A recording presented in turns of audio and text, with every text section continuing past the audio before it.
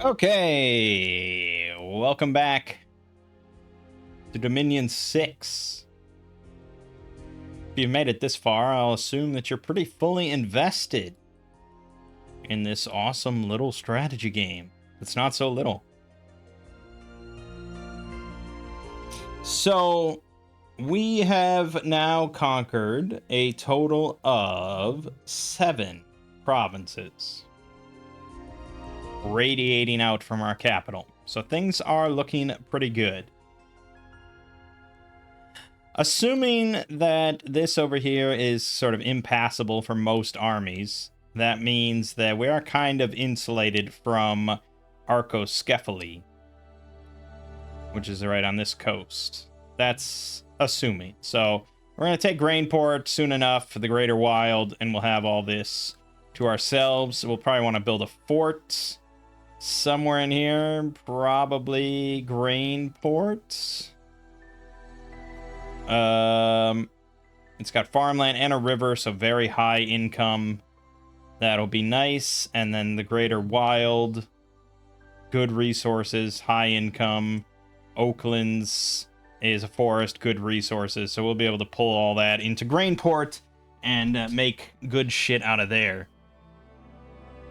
It's not super ideal for recruiting because it is kind of isolated and tucked off to the side. But, you know, it is what it is. Then, the west here is obviously much more unknown and wild. There's a lot of territories out here in the open, and these open fields, things like that, these tend to be kind of, well, not better protected, but if you see, you know, buildings and things like that out in the plains, those tend to have a lot of men. And there's also the Throne of Ascensions here that are going to be pretty heavily guarded. So, expansion to the west is going to be a little trickier, I think, but we'll get there. Then there's the water, because we have the Kingdom of East here, the Aquatic Kingdom. And I did Google to see some discussions about taking on aquatic kingdoms, and I found a good, nice little list here of how for land empires to take on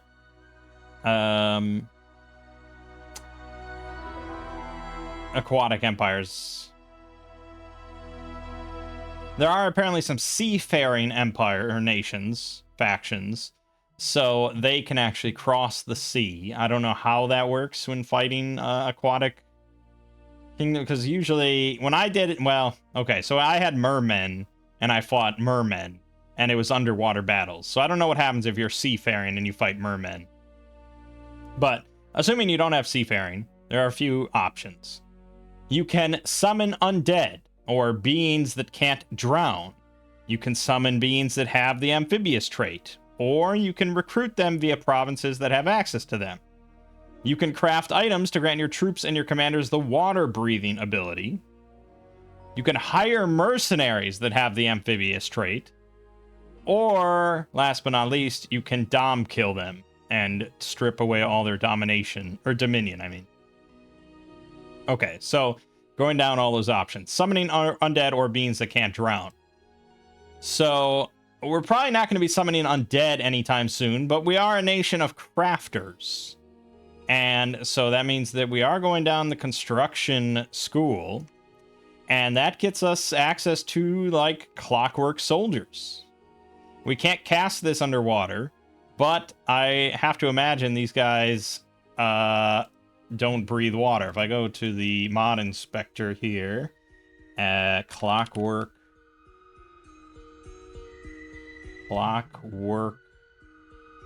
oh, this would be spells. Clockwork soldiers. Summon clockwork soldier. Blah, blah, blah, blah, blah. Poor amphibian, magic being, inanimate, need not eat, mindless. They are poor amphibian. Which means that they can fight underwater. They're just not that great at it. So that is an option. Or there's, what else? Clockwork horrors. Or mechanical men if we go all the way to level 6, which we will eventually, obviously, because we want to craft a lot of stuff. So there you go. Mechanical men, you get 15 plus of them. Covered with full plate armor, metal shield, and sword. Not affected by heat, cold, shock, or poison. Now, to bring those guys into battle, we would also need a commander that can go underwater. But there are magical items that can do that. So if we go to here, Amulet of Breathing, water breathing.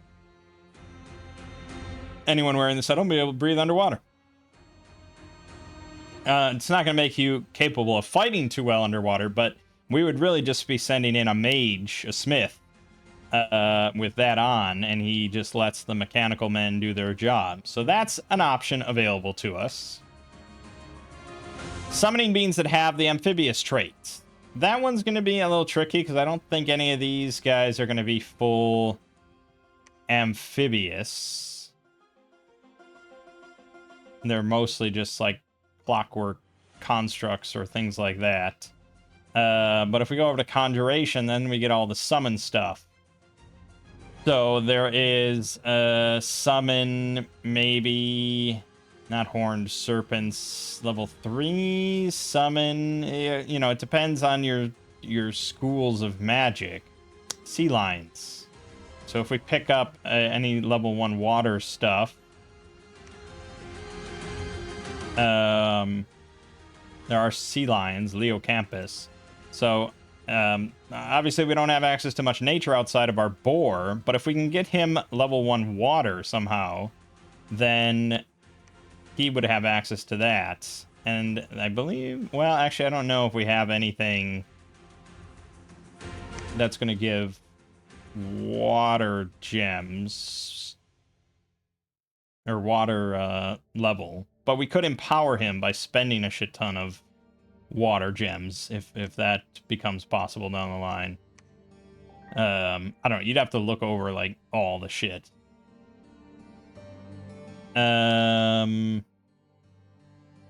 Right. So crafting items to grant your troops and your commanders the water breathing ability. Now that one I'm not quite sure. Like,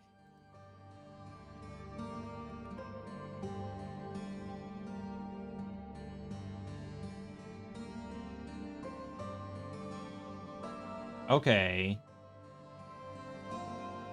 Water breathing X size. Pills of water breathing.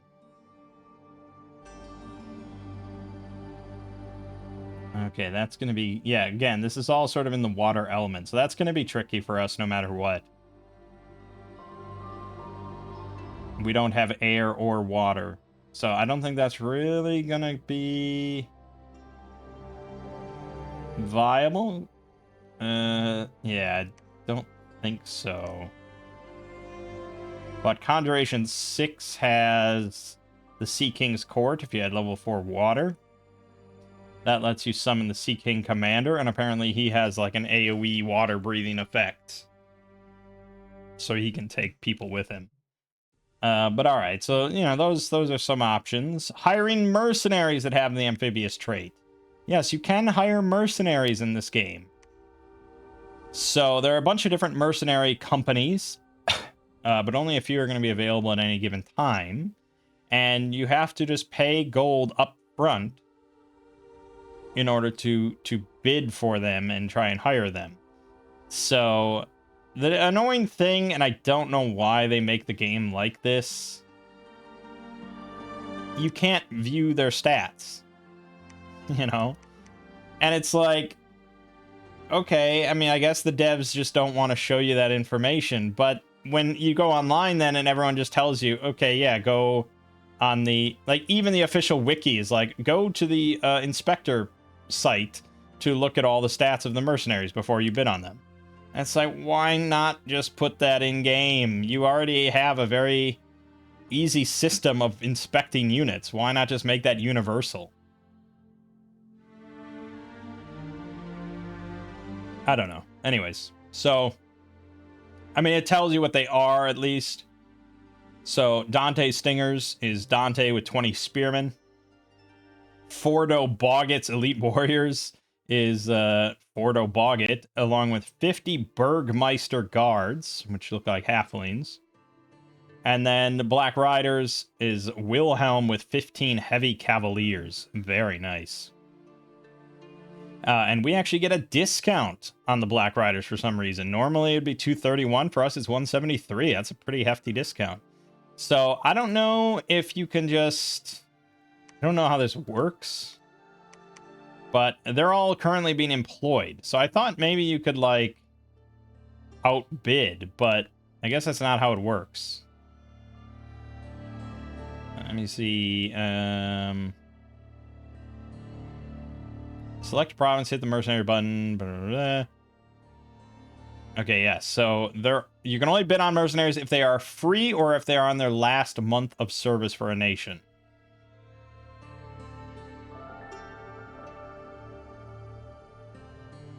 At the end of the turn, all nations' bids are compared. Whoever bid the most will gain control of the company. A nation bidding on their own mercenary group whose contract is about to expire will have their bid count for double. So it's easier to retain control once you've already hired a group.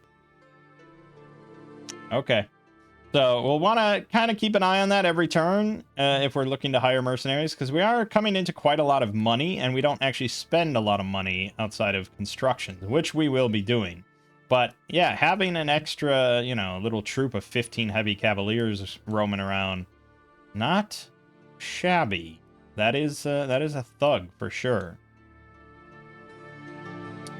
All right. Anyways, so what are we doing?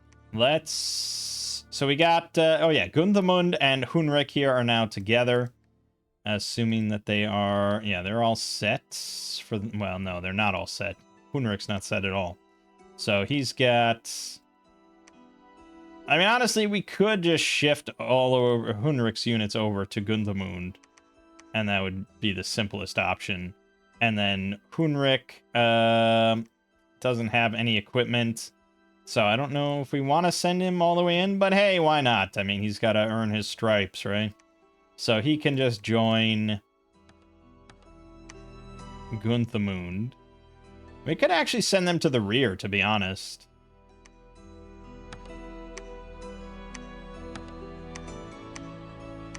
So they could be together over here and move past the main bulk of the troops.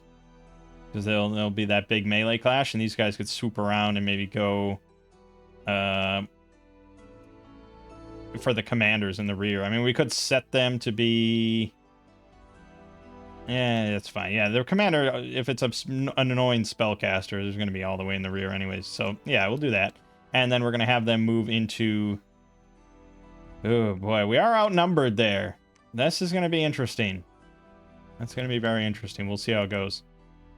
Gellimer, he searched here last turn, so we probably want him to move over to Oaklands to search there. I think that's acceptable. In the Redbud Grove, we got Pons with his group of... Yeah, so this is our little thug. What are they really capable of doing? Not an excessive amount. I'd be a little iffy throwing them against... they're pretty well fucking protected, I gotta say. With the shields and everything, yeah. I guess let's find out. I'm willing to risk it. I want to find out. Okay. Scythia, he built the temple here. So next we probably have him just move to the Wick Forest to build another temple there. We are trying to, you know, if I can dom kill the East nation, that would be pretty nice. That would save me some trouble. Rethric did well for himself. We could have him continue on, but these are all going to include archers, and that's going to make our job a little trickier. So I might have him double back and continue to recruit from Scythia until we spot another easy target. Alternatively, we have him build a fort in the Wick Forest. But I think we probably want to build it in Smacia, or really Onremark would be the ideal spot. Yeah, that would be the juicy spot. And I'm just not sure if he can handle 70 Wolf Tribe warriors and archers with his 37. So we'll have him regroup and then come back later for that. Where is the boar? There he is. He's in Laria with Rhetoric. So Rhetoric we could have build a temple here, which I think is a smart option. So we'll do that. And then we'll have Amalgade just search. There is a Wind Spire here, which is producing 1 air gem per turn. And our income of gems slowly accumulating. But then we have all our... So, yeah, Henrik. What are we doing with old Henrik? We're fully kitting him out with gear. So 25 damage, magic damage, slashing magic damage is very nice. 15 attack is very nice. He's got 19 defense now with 9 parry on that tower shield. So it bumps him up to 28. He is a force to be reckoned with all around. I mean, he's going to be damn tough to take down. He can probably solo quite a bit. I mean, fatigue is a factor, I think. Because he will get knocked unconscious due to fatigue.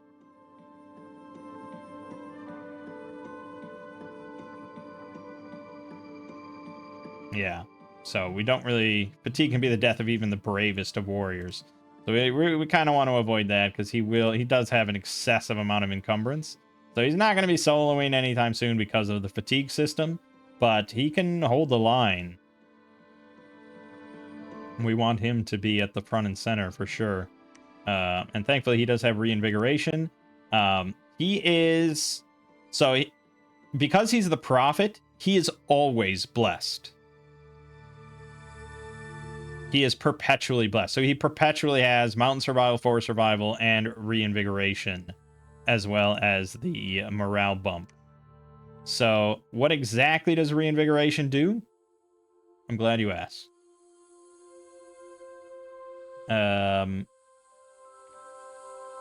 It is...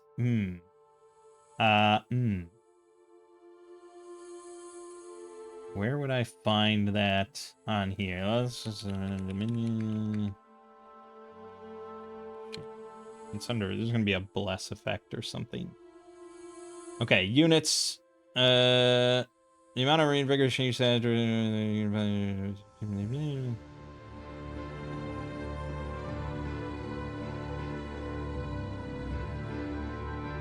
Okay. So it's just 1 extra fatigue he recovers per turn. So every time he swings, he's going to take 8 fatigue, and then every turn he recovers 2 fatigue. Okay. You know, it helps a little bit, but yeah, he's pretty decked out. So if we can get some sort of trinkets or something that can help him with fatigue some more, that would be appreciated. All right, units. Oh, yeah.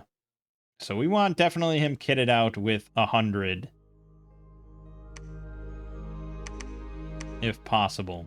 So he's at 71 now. We're probably going to wait another turn here with Henrik so you can have a full accoutrement. I don't think I can swing anything that's not dogs. Okay. We did pick up a Master Mason.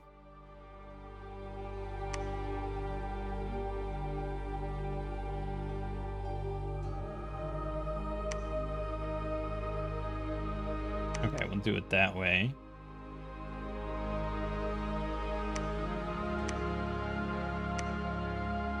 That's fine. Okay. So yeah, we got a Master Mason who can build forts in good stuff. So I think we're going to start moving him this way.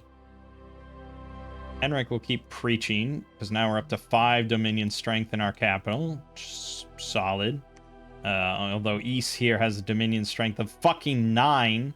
So we really have to out-temple him if we're going to go for this way of victory. Because yeah, we're kind of on the fringes here. We probably need more priests to build more temples. But anyways. We can create more shit.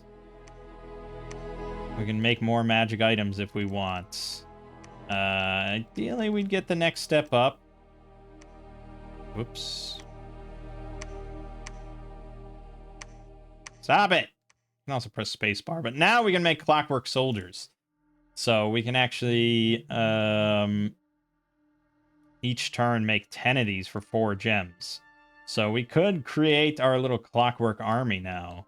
And I don't see much of a reason not to. I mean, yeah, forging magic items is good, but the stuff that we can make right now is not super essential, since our units are already kind of armored with black steel. So let's cast Clockwork Soldiers. Let's cast Clockwork Soldiers. And let's cast Clockwork Soldiers. You can set that to run every single month if you want, but we'll just do it 3 times and see how that all looks. Okay. I think that's everything. So we're going to end turn at this point. And hopefully all these 2 battles go well. Let's do it. Whoops, wrong button. Alright, so we got Clockwork Soldiers thrice. Thrice Horned Bear found nothing. Arcoscephaly has a new prophet. One of Gunthamund's crippled units died during the march. Alright, the battle in Grainport. We conquered it. We lost 2 infantry. That is an acceptable loss considering we killed 69 and took over the settlement. So we lost 1 to a heavy infantry and 1 to a militia. So they managed to sort of puncture through. Thankfully, we didn't lose any to our crossbowmen. And I actually want to see, because I want to see the Black Lords going for the rear and stuff. There's the crossbow volley. Alright, not bad. Again, you know, the precision is such a huge factor for your ranged units.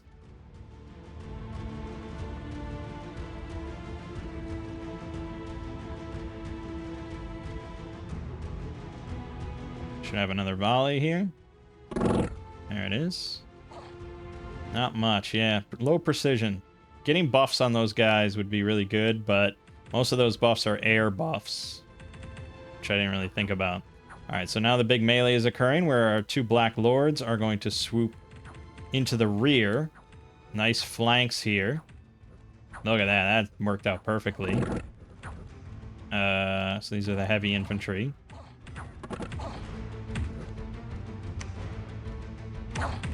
Just kind of monitoring their health. They have 17 hit points.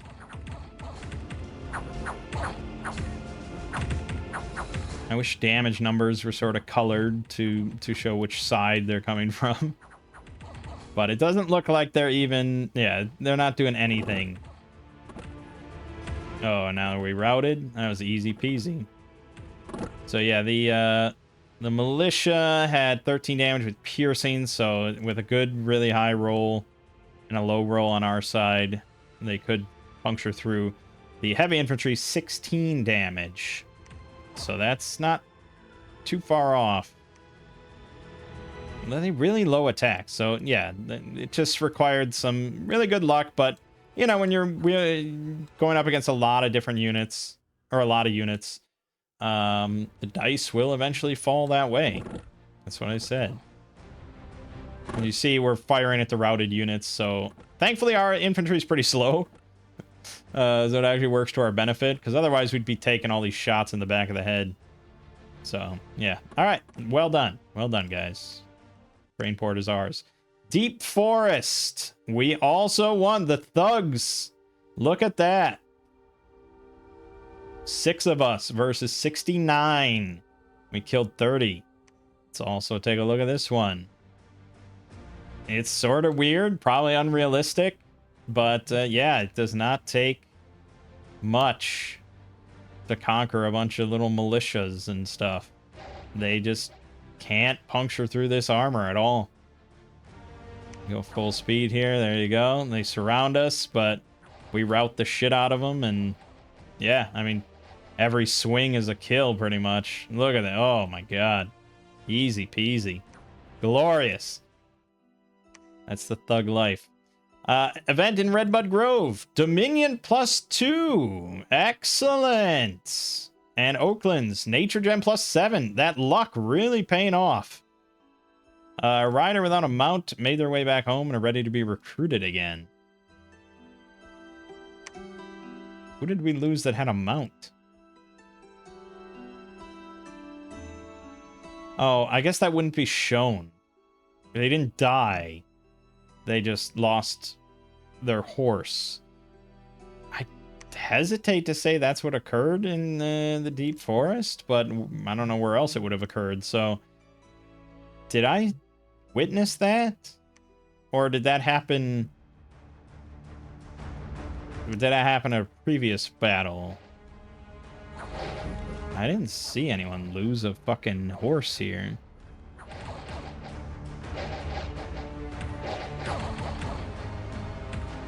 No, no one lost a horse. So maybe that was from a previous battle with that cavalry, the light cavalry? I don't know. Anyways. Well done. Okay. So, Redbud Grove is now at Dominion Strength 6. Fantastic. That'll help a lot. Our Dominion spread. So we have actually looped in the Darks into our Dominion, as you can see. So they follow the boar. They see the boar and looking at them from land, and they're like, oh, that is truly a god. Our god doesn't even exist.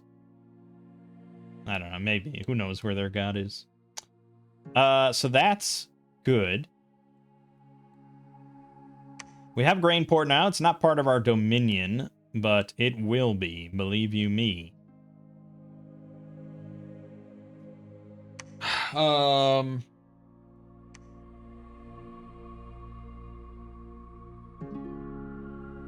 so we're gonna have Gellimer move to Grainport. We're gonna have Theodoric, who is diseased. Never heals, loses about 1/10 of his HP each month, and gets additional afflictions. When the fuck did this happen? Okay, well, just survive to Grainport, and so you can build this fort. I don't know if he'll survive that long, to be honest. Anyways.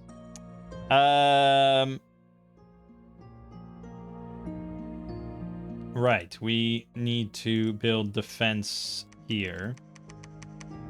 You know, we don't need much, but we'll see. I think there's Wick Forest we also want to expand a bit on. And the Deep Forest, expand a bit on. Good. Good. Oh, and Laria. All these I neglected. Lot to remember. Check mercenaries. Nothing available. Okay. And, so they could head into the Greater Wild. But here we have barbarians and barbarian chiefs. Barbarians are a much bigger risk for us because they swing hard. How hard? Let's see here. Barbarians.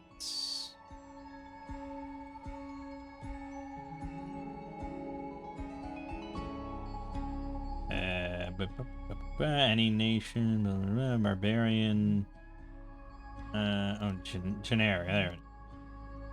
There. They swing for 24.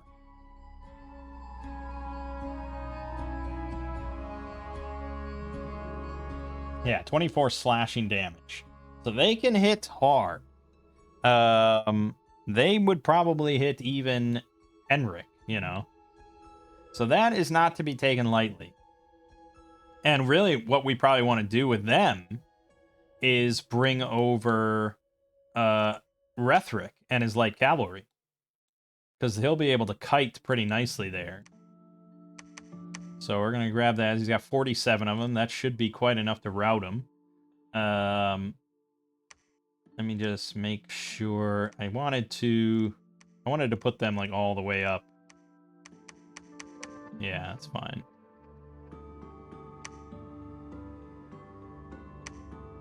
they can start shooting sooner.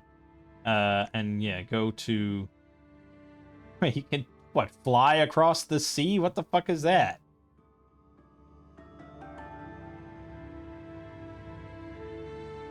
I don't know what to make of that, but sure, if you can do that, go ahead.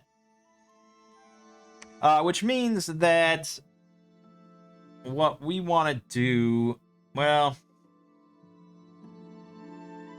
if Rethric's going to handle the Greater Wild, then Gunthamoon doesn't have much else to do here, and we need him on the Western Front. Because, yeah, this is inaccessible, so we can't cross over, and we can't do any of these aquatic battles. So they don't actually serve much purpose here, since our Master Mason will build a fort here. They could build a fort, but that would tie them up for 5 turns, and Trensipor is going to do that anyways. So they're going to be moving on and heading back to, head back to Scythia. I think we also want to get a priest over here, because we want temples everywhere, really. So we definitely need another priest or 2. We probably could send Agi Luf on this stretch to keep building temples. I think that's fine. Oh, all our clockworks. Yes, so here's a clockwork soldier. 17 damage on their sword hand, slashing damage, 11 attack. Not incredible. They have a buckler with 2 parry and a defense of 11, so, you know, they're above average. Against a standard man, they will win every time. You know, they're better than a man.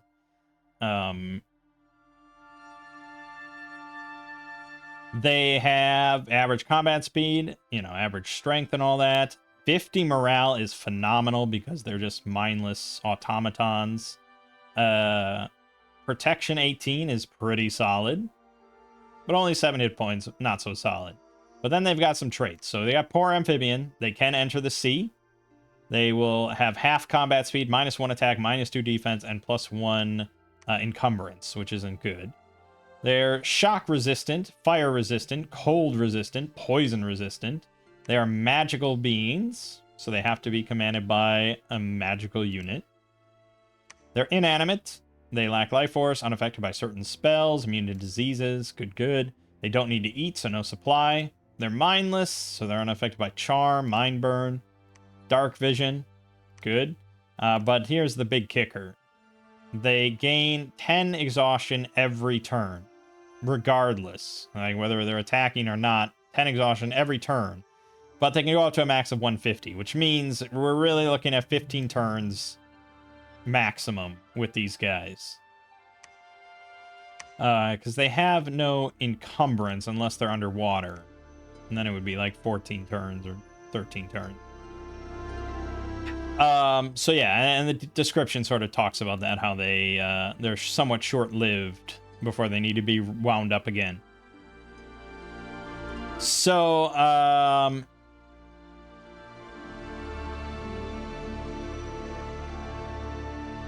it's not bad, and we do have 30 of them. And they are pretty expendable. Like, they were... Again, I don't want to say cheap to make, but it was a different currency to make. It was a turn and some earth gems, which are, you know, continue to replenish, but it didn't cost us resources or money. So there's that, you know. So we want these guys to just attack immediately, as fast as possible in whatever squad they're thrown in.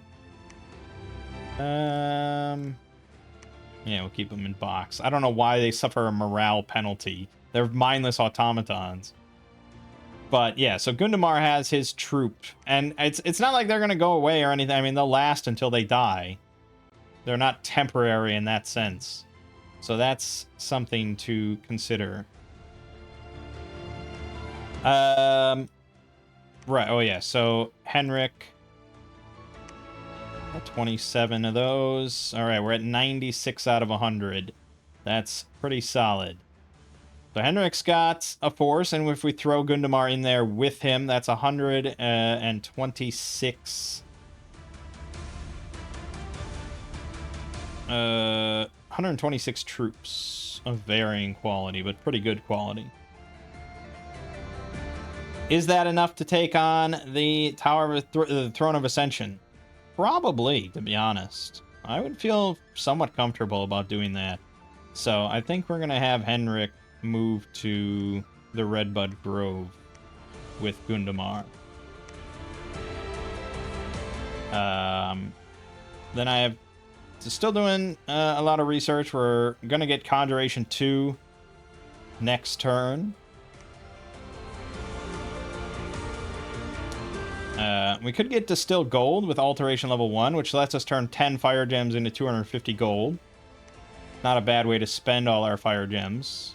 At level 2 Alteration, you get Alchemical Transmutation, which lets you turn 10 Earth Gems into 200 gold. It's not quite as good, especially because we use Earth Gems for, like, everything.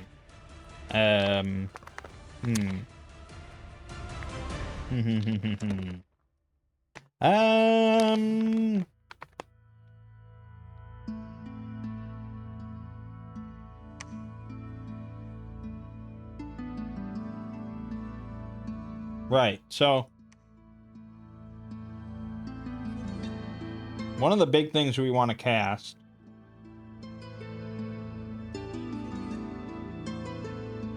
I have to find it.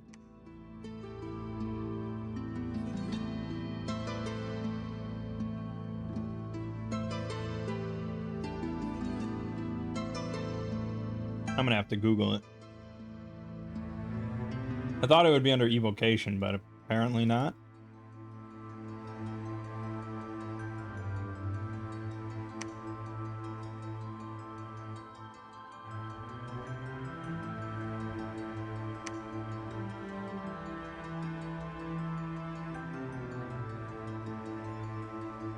Oh, no. Yeah, there it is. Magma Eruption. So it's range 30, area of effect is 6+. Costs a lot of fatigue, 50. But it is going to hit a lot of targets for 22+ magic blunt damage. And add a lingering cloud where it hits.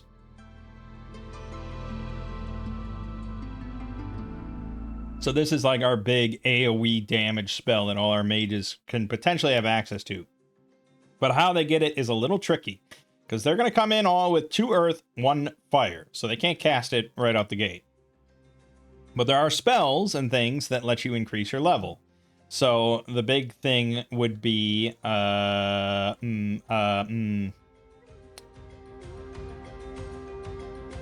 might be in a different school.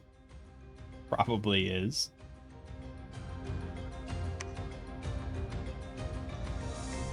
God, finding all these things.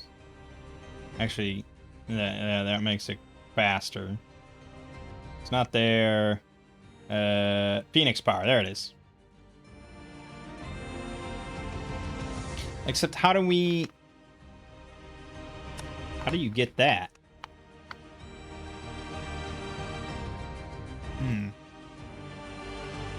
Hold on.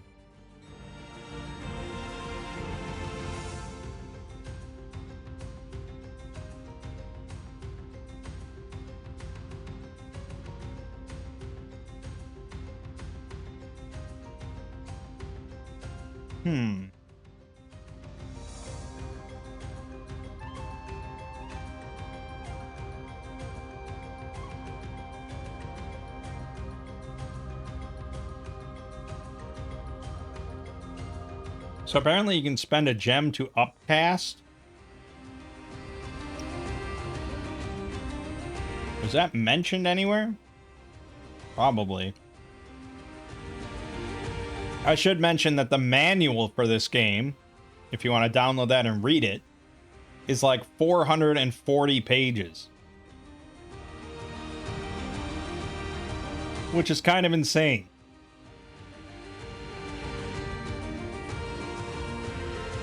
Okay, yeah. They can spend 1 extra gem as a 1-level path boost for meeting spellcasting requirements. It may only be spent towards the spell's primary path. Okay, yeah. So if you have level 1 fire, you can spend 1 fire gem in combat to cast Phoenix Power, which will then grant you fire magic bonus +1, which means your fire magic will be level 2 for the rest of the battle. And that allows you then to cast Magma Eruption for the rest of the battle. How do you get the fire gem? Well, you can give your guys gems to carry into battle. But the better option is at level, construction. At level 3 construction, we can make lesser magic items. And there is a miscellaneous one called Fire in a Jar. And if you carry this into battle, you get 1 free fire gem for the battle. So that's sort of the little cheese. Or I don't know if it's really cheese, but that's sort of the strat that a lot of people have found for Ulm, as Magma Eruption is a pretty solid combat spell. So that's sort of our endgame spell casting in combat strat. At least as far as damage is concerned. There's going to be other things we want to cast in combat, but yeah, so that's why, you know, we're cranking out smiths every round. Because they're doing research for us, they're going to be making magic items for us, and they're going to be accompanying all our troops into battle, casting all these different spells and stuff. So they're going to serve different purposes throughout the entire game. So we want a lot of them. I don't know. There must be a limit as to like how many commanders you can bring into.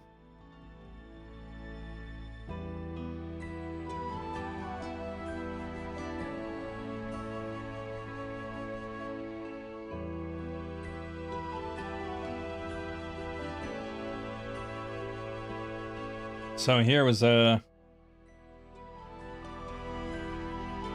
It says limited generals. Frequently find a train as needed. Mostly limited priests. It'd be nice to have a rank 2+ with armies, but generally you get poor returns pretty fast unless you're fighting a lot of undead. And as many mages as possible.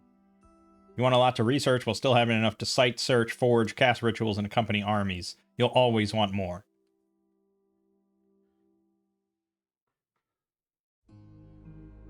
Yeah, okay. So, that's not going to stop for a long time.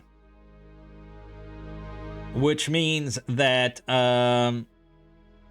yeah, we probably could set a couple of these guys to just do auto magic site search. So they'll just move around to any nearby friendly province and search for magical sites wherever it is meaningful. I think that's probably the best option for them to do. But yeah, we still need a lot of research because we got to get up to. I mean, what the fuck? That was like level 6 evocation for Magma Eruption, and we got to get to 3 conjuration. So we'll want to get to 3 conjuration. But yeah, and then there's also the enchantment stuff to get Gift of Giant Strength, which is another big spell they're going to be casting all the time.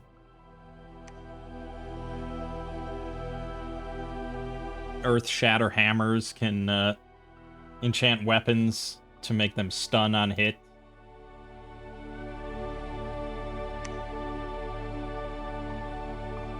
Oh, here you go. So this would be awesome for our boar. Area of effect 20+. Costs 100 fatigue and requires a nature gem, but it will give all their arrows +5 poison damage. Very nice. Or this. I mean, this would be alright too. Doubling combat speed for units that we just want to like swoop into the rear.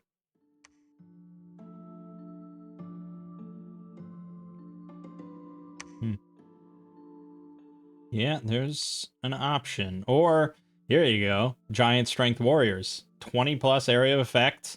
Earth Gem 1. But a massive amount of soldiers +4 strength.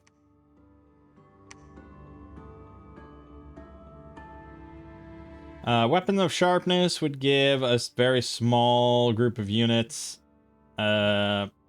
Gives their slash or piercing attacks deal armor piercing damage. But, I mean, most of our guys are using, like, flails and stuff, so I don't think that's particularly necessary.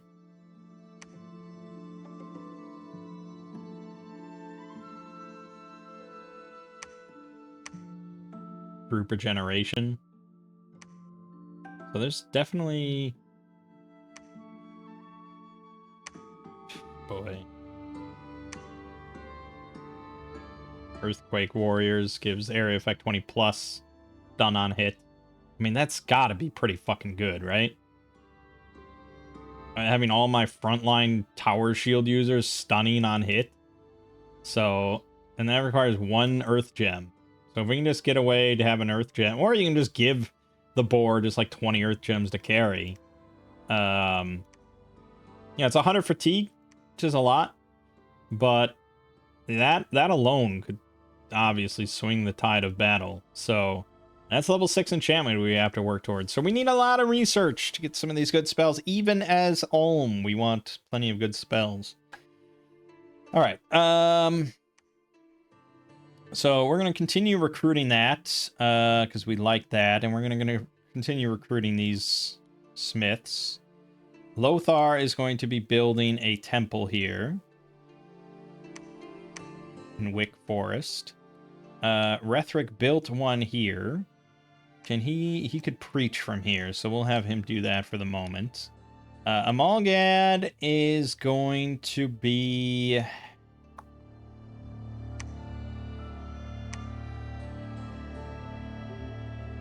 We want him probably to just continue searching for sites for the moment. So we'll set him on auto search. Tancred. Yeah. Okay. So they are really not expanding much at all. This is weird. It's a long time, but I guess it's easy AI. They're dumb.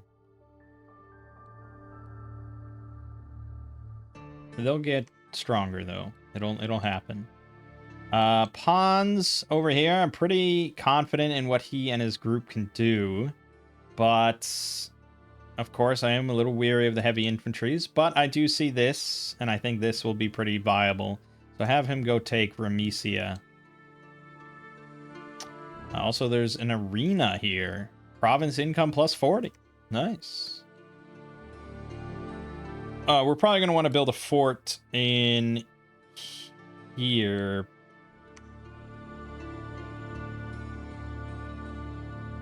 Pantocrator's Bounty or Phrygia, one of the two.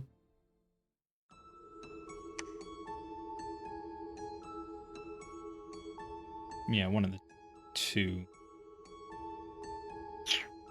Okay. I believe that's everything.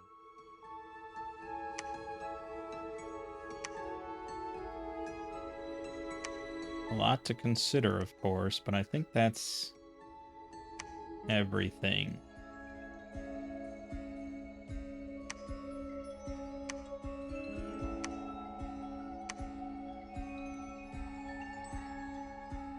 Alright. We'll end turn. See how it all goes.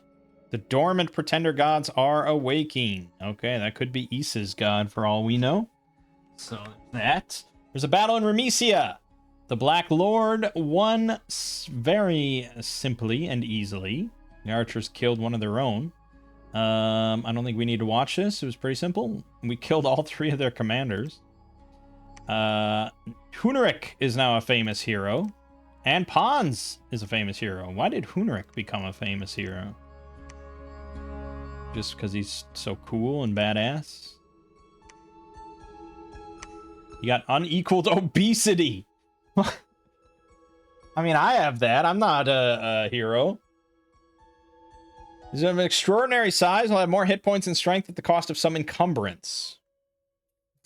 Well, we like extra strength, I suppose. Hitting pretty hard. Probably got to get him his weapon. Yeah, we got to get... Yeah. Okay. And then Pons, of course, became a hero. Heroic Endurance. Recovers from fatigue at an unbelievable rate. Even better. Reinvigoration 2. So that means every round he attacks, he's generating 6 and recovering 3. Pretty good. Yeah, he is a thug, man. He's a thug. Good. So we took Remesia now. We will bolster that a little bit. Again, it's strictly just to avoid negative events. If I was actually worried about, like, Arcoscephaly, then you might want to have a stronger provincial defense, but this is just a bare minimum. Good. And our dominion continues to spread. Slowly but surely. Okay, so... Oh, God.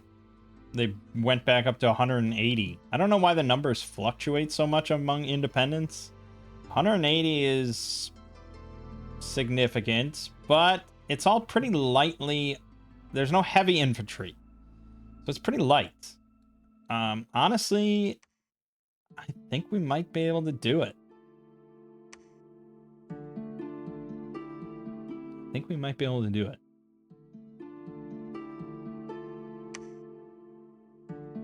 Should set Gundamar to actually do something, though.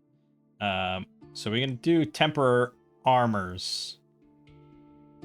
Especially, yeah, with like the clockworks and stuff. That could be not a shabby idea. So we'll have him cast 2 temper armors. That puts him at 60 fatigue. Give or take. And then he can cast Strength of Giants. Yeah, probably do that, I suppose. I think that's fine. But then we'd want to have him further up to buff the clockworks before they start setting out. But then he's not going to be able to buff the crossbowmen. I don't know, something like that, I guess. Good. Yeah, I mean, we're going to go for it. I'm going to risk everything. And we're going to send pawns in as well, which is a little dangerous. I probably should hold off, but I'm so confident in pawns. Maybe I shouldn't be that confident. This is something I wouldn't have him do solo, so I shouldn't have him try to do solo. So we're going to have him hold 3 turns. He'll go in with the rest of the... Yeah, he'll get in there with the rest of them. That'll be fine. Okay, so that's that. Lothar built another temple, so he's good. I can actually have him preach from there for the moment. Gelimer is here to search for magic sites. Agiluf probably making a temple here, I think is... Yeah, I wanted him to make a temple all the way to the end. We'll have him make a temple. Tancred, just keep scouting out situations, and that's basically it. Oh, these guys are getting auto-assigned to research. So if I want them to do something else, I have to remember to change them off of research. We still have yet to get anyone to get a lucky roll, which is annoying.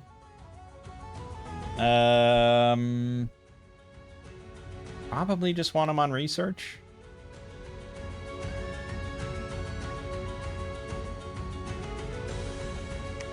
I think that is pretty important. We're on Conjuration.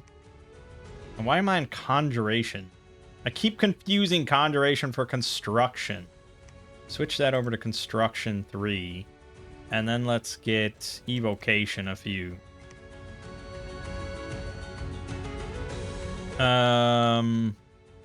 Yeah, I think I'm fine with them on research.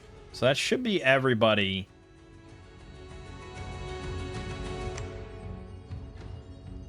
The hell did the boar go?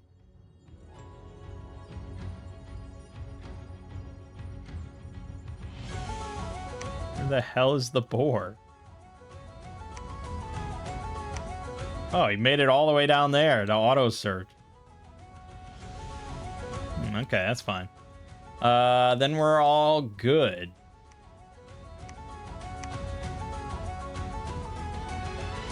I don't think he's cutting across. I think it's just showing his general objective. All right, then we're done. Probably. Here we go. This is the big battle for the first Throne of Ascension. Gelimer found a magic site, the Jade Pagoda. Amalgate found nothing. Childrick found nothing. And there was a battle in Sylvania. We won. We only lost 9 clockworks. That was it. That was all we lost, which is excellent. We killed 57 of their dudes, including a Dreamwood Enchanter. And mostly we just routed the shit out of them, to be honest. Should we take a look? We like looking at battles. Since I have no control over it, it takes all the stress off my head. Good crossbow volleys that did very little. Oh, and they're casting their little face spells. Sprites with their elf shot. 100 fatigue damage. Oh, that is annoying. Unless they were targeting clockworks. Okay, so yeah, the clockworks took the brunt of it. Probably should have held them back a little bit, but honestly, I'd rather they die than my precious men. Real human men. So yeah, arrows that cause fatigue. I probably held back pawns a little too much with the clockworks in consideration. He could have moved in sooner and gone for the rear. Yeah, I mean, that's the thing. It's like you'll often want to alter your sort of formation and tactics depending on the battle you're going into. So it is a lot of kind of prep and management, and I could see how plenty of people find that to be tedious. Compared to, say, Total War, where you can kind of just adjust your tactics on the fly in the middle of a battle to account for, you know, the circumstances and stuff. But, you know, that has its own tedium. Okay, so the sprites can actually fly, so they can swoop into the rear or something like that. They didn't, because they're little archers. And Dreamwood Enchanter. Okay, yeah. He decided not to flee, and he paid the price. All right. Yeah, so I could have definitely moved in pawns and his Black Knights sooner, but it worked out well. Good, good, good. And that means this Throne of Ascension is ours. Claim Throne of Ascension. Awesome. The Throne of War. So our Dominion spread will increase by 1. Blessed troops will get +1 attack skill and +1 morale. Doesn't really matter for us. And our Dominion PD conscription is +5. Province defense in friendly Dominion will be automatically recruited up to this level at a rate of order scale per month or at least 1. Oh, that's nice. I mean, I don't know if that affects anything now, because I usually bump it up to 11. But if we get more Thrones of Ascension, that's pretty handy. But yeah, obviously Dominion spread and all that is the real juicy bit. Oh, we're doing well. We're doing well, my friends. That was a good get. After that, we probably want to move straight on to Tiny Willow. Get a second one. We see East here has landed and taken over Tears of the Pantocrator. So he is expanding, and we want to shut that shit down. But, again, he is kind of losing the Dominion battle. He still has yet to reclaim the Darks, and it's bumped up to 2 strength for us. And his Old Flood here is only 2 for him. His capital, of course, is going to be the trickiest thing. That's why we just want to keep hammering down temples and stuff. But, yeah, we might be able to just get the Dom kill on him. Getting this throne is going to be annoying. Because even if we kill him, we still have to take Triton Sea. But I think probably with enough clockworks, that honestly won't be much trouble. Claiming it, we're probably going to have to just slap on some sort of magical equipment onto Henrik or something and have him go down with the clockworks. Okay, good. All right, so Gelimer is here. He searched. He found the Jade Pagoda. Enables recruitment of Minister of Magic and Master of the Way. That's good. And produces an Earth Gem, a Pearl, and a Water Gem per turn. That's all good stuff. So, Minister of Magic. Mages of the Bureaucracy. So, Adept Researcher. But they are harmed by the fact that we have Drain. So they're not quite as good. And they get a random magic skill of air, water, earth, or astral. So this is going to be awesome for us to diversify our magic strength. And a 10% chance to get another level in one of those 4. So that's going to be a great way for us to get some other stuff. Like forging and things like that. And that's going to be nice. And then Master of the Way is a priest. They get 1 level in water magic and then 1 in air, water, astral, nature, or what is it, glimmer or whatever. So that's also great. They are sacred. They don't need to eat. Mountain survival, fortune survival. So they can also be blessed in combat, which is going to be good. Because then we can get that fatigue reduction thing on them. And they're not great leaders. They're not going to be leading many troops into battle. They are expensive at 190 gold. But juicy, I think, is what I would call them. Yeah, I think we want Master of the Way. We need labs and a lab and a temple here to get them, but we will do that. Yeah, excellent. So Theodoric then here is, yeah, he's not doing too well. He's got a chest wound. He's not really going to survive. Because he's old. Why did I get such an old man? What happened to Theodoric? I don't know. Start constructing the palisade for me, though. And then we'll have Gelimer here. Since he's here, construct the lab right away. Good. So then Agiluf, he built a temple here. He's going to move on to Oakland to build a temple there. And he'll just keep going.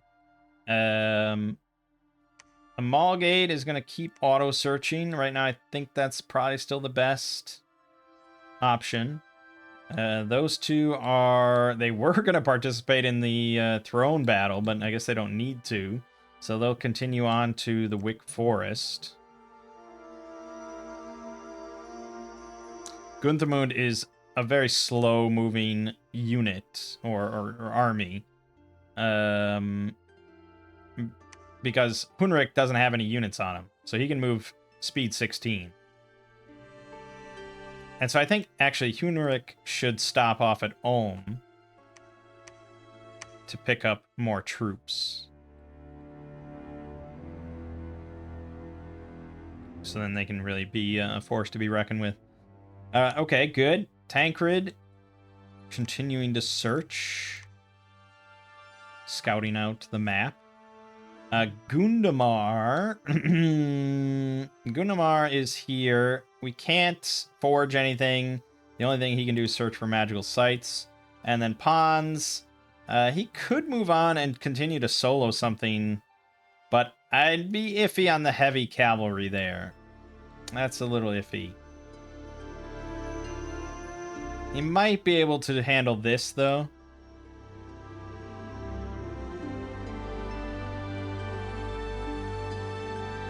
Maybe. I'm wary because he's starting to get really good, so I'm a little wary. Ideally, he'd swoop over here. Oh, maybe Wolf Tribe Warriors and Archers. Yeah, you can probably handle that. So let's move him up there. That's gonna be everything then. So we're all good. Oh yeah, mercenaries. Still no go. I think I missed my window there. Henrik, the commander of Ulm, has claimed the throne of war in the name of Mangg, the Rock, Lord of the Soil, Great Defender. And we didn't find any magic sites. Okay. In Ulm, Henrik will be grabbing a whole bunch of troops.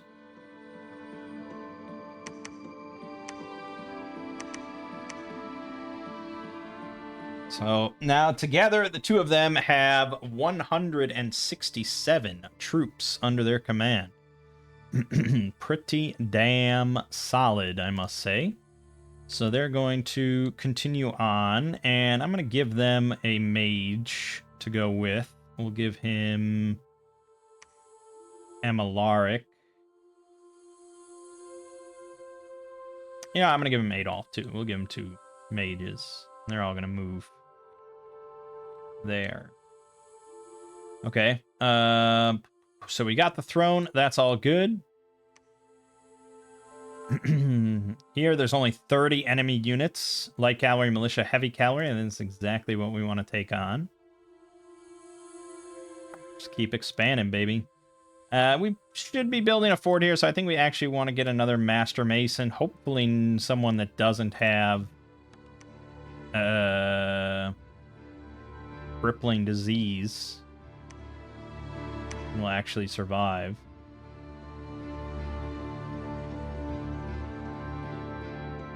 Yeah, okay.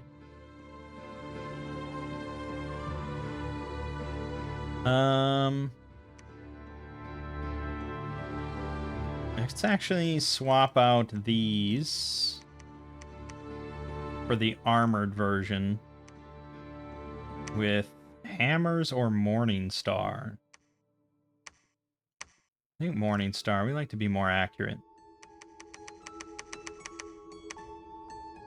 Good enough.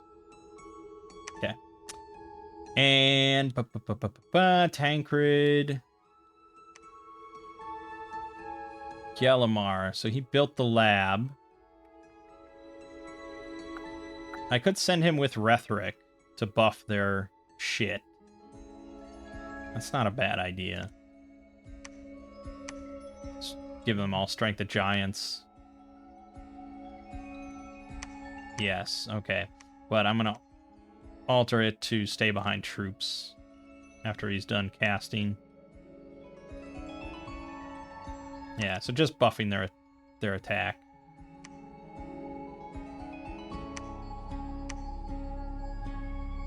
Okay. So those two are going to move together into the Greater Wild. 150 barbarians. This is going to be iffy. Hopefully with the strength buff, they're really not armored at all. And with the kiting, I'm optimistic. If they all get wiped out, it's not the end of the world. I'll say that. Agiluf, you're going to be building a temple here. And that is everything. Do have a lot of cavalry here for when he gets back. But yeah, mostly we're holding off on recruiting anything.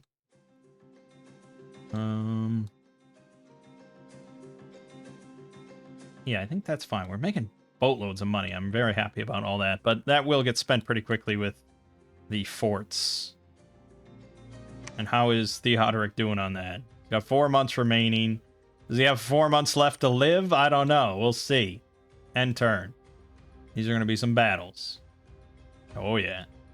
Messenger has arrived from East. We hereby declare war upon your unholy nation. Fucking bring it. Oh, he did attack me in Wick Forest. Research and construction and evocation is completed. Amalgate found nothing. Childeric found nothing. In Smacia, we won. We lost 16 more Clockwork Soldiers. I didn't adjust my strat at all for that. That was a bummer. But that's okay. That's what they're there for. And we lost. We killed 32 of their 37. That was good. In the Greater Wild, this was the cavalry. So we did lose 11 full cavalry, but then another 7 lost their horses. And we also lost the Master Smith. He died. He probably couldn't outrun and keep up with the mounts. That's a bummer, but we took it over and we killed 2 barbarian chiefs, 42 I gotta watch this. This is gonna be good. The kiting strategy against barbarians.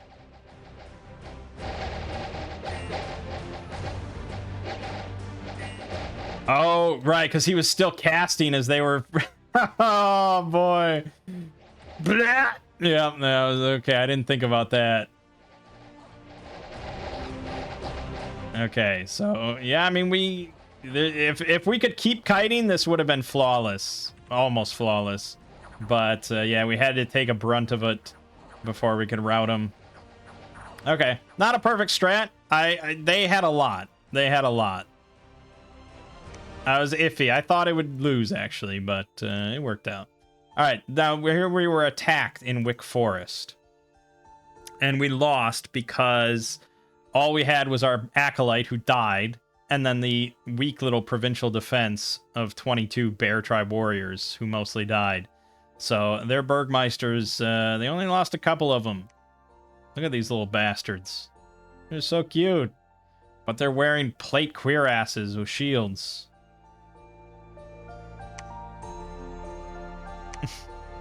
Okay. Interesting.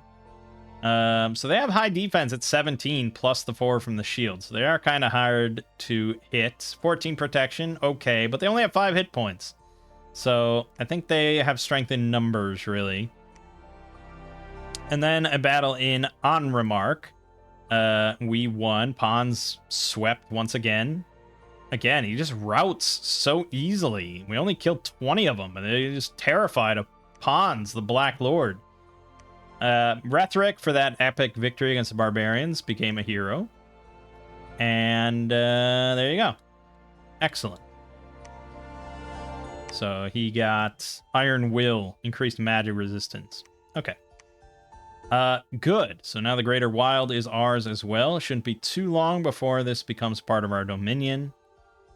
That's all good. But now Rhetoric has to head back to Scythia.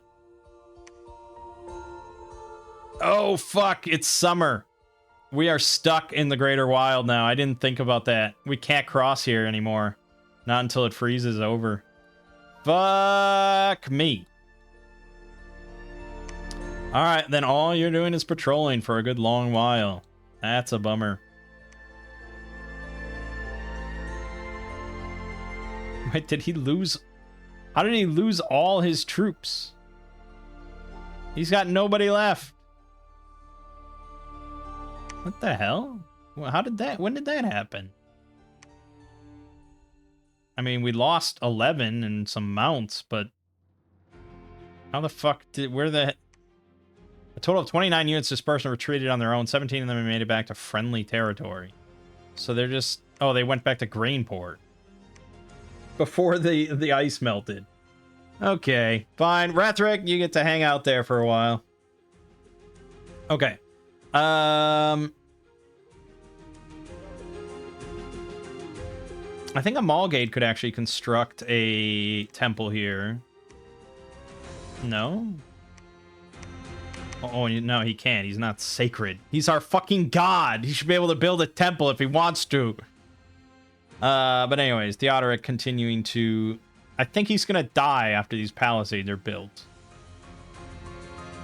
So that's unfortunate. He won't be able to upgrade it, which is the whole reason we sent him over. Agilif built the temple here, so he's going to continue to Grainport to build the temple there. Who else we got? So we have our next Mason, who's going to be building in, what did we say, Remesia? Yeah, yes, he's going to be going to Remesia. So head that way. We have an affront in the Wick Forest. There is a bunch of little halfling bastards that think that they can,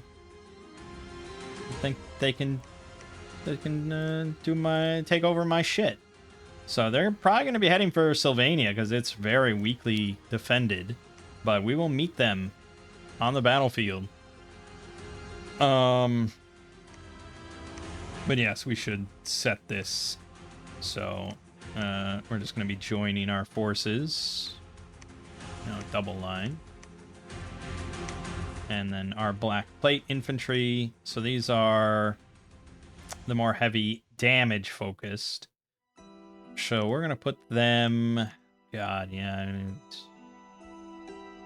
I could see maybe doing a skirmish if it doesn't hurt my morale. And having them kind of off to the side. They're going to hold and attack closest enemy. Nah, they're too slow to really get to the rearmost before anything happens. Same with archers. Yeah, so just have the crossbowmen handle that. Okay, and then the 2 smiths.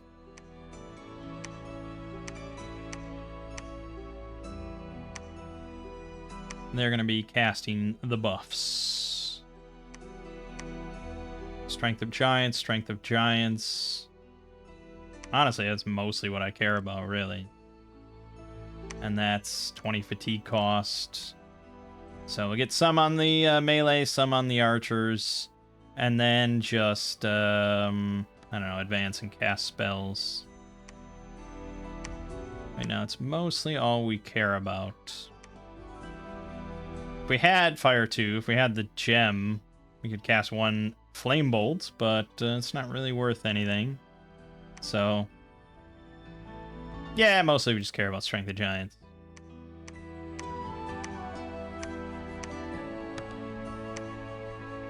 Alright, good. That's all correct there. So they're moving. Gundamar in Smacia with Henrik. Yes, loyal Gundamar. Tiny Willow, the next throne, has 160 Bear Tribe warriors, light infantry, and archer. I think that's ideal. But we can't go straight there. We got to cut through Doven, which has heavy infantry, light infantry, and militia, but only 40. So that's going to be perfect. So, yes, we're going to go straight to Doven. We have another faction here. Fascia does have a presence here. I don't know where the fuck they came from and how they only have this. They must be seafaring. They must have cut across the ocean to come right here. So that's going to be something to keep aware of. Should I bump up Sylvania's defense for the... Yeah, I mean, it is a throne. We probably want this to be pretty heavily defended. Make it a little bit unwelcoming. Let's cut over here to see what's going on there. Pons, I think, is going to go, oh yeah, straight into Nenhaboa. We do not tolerate this bullshit. The army consists of mainly villains. Alright, sure. And then Amalgade is here. He searched already here. He can't go to the Greater Wild because not even he can cross this stretch of water. So at this point, yeah, he could cast some ritual shit, but it's all summons, and he doesn't really care about that at the moment. He can also forge, and he can make different stuff because he has access to nature. So he could actually make, like, the Bear Claw Talisman. Which will give him +5 strength. Or the Snake Ring, you have more poison resistance. Bracers of Protection. He can use... This is a miscellaneous item, so he could get an extra 2 protection on head, body, and 2 defense. Magic resistance, dark vision, and stealth. Warning. Handful of acorns. You get Vinemen in combat. Bark Skin would just give him +1 protection, but susceptibility to fire. Cat Charm would give him +4 defense. And +1 beauty. +4 defense. That would be not too shabby, actually. I mean, he wants protection, sure, but defense would be pretty good. But again, I mean, I'm talking about him, but he could make this for anybody. He could be cranking out cat charms like every round. This gives a supply bonus, and Enchanted Salt does AoE salt damage. Okay. You can also make barding, for horses. So you can make black steel barding, which is cool. Enchanted barding. Not nearly as good. Proud steed. +2 defense, +2 morale, +2 magic resistance. Boots. Yeah, I mean, yeah, our boar can make a shit ton of stuff. +5 strength on boots. Not bad. Reinvigoration 2. Boy. Yeah, there's so many options!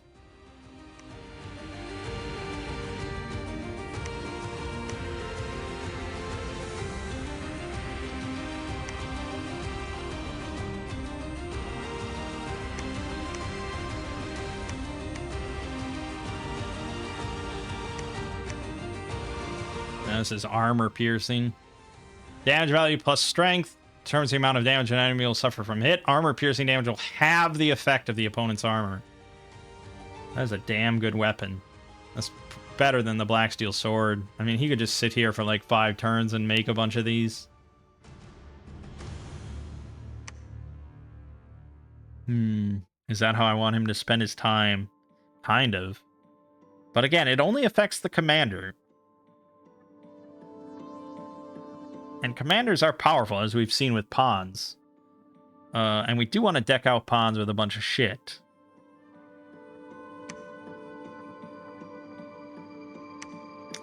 But, man, it's just like so much to wrap your head around. How do you even decide what to make and what to do every turn with so much? God damn it!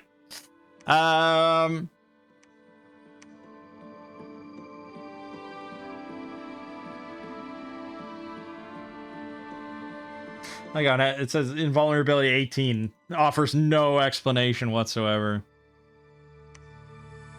Well, I guess in lieu of boggling my mind even more, I suppose I'll just be making stuff right now that he can use. So we'll make the cat charm for now. Rhetoric will just be patrolling. And we want to bump this up to 11. Because it is kind of a juicy target, somewhat for Ys. Even though he's got issues otherwhere. Otherwhere, as they say. I think that's everything. I think we're good to end turn.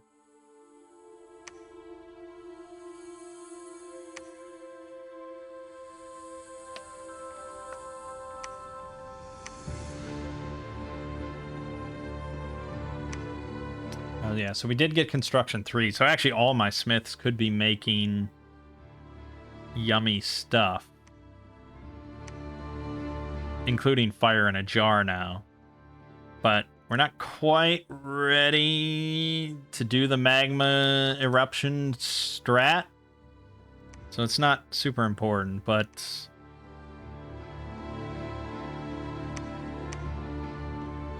Burning Blade. 3 attack, 12 magic damage, extra effect on hit, fire, 16 armor piercing. Damn, that's also a damn good weapon. Oh, here, this does flame eruption on hit, area of effect 1. So you get an AoE of 8 armor piercing, fire damage. It's not bad. It's not bad, not bad, not bad. So many options. Oh god. The Holy Scourge versus Undead and Demons. Not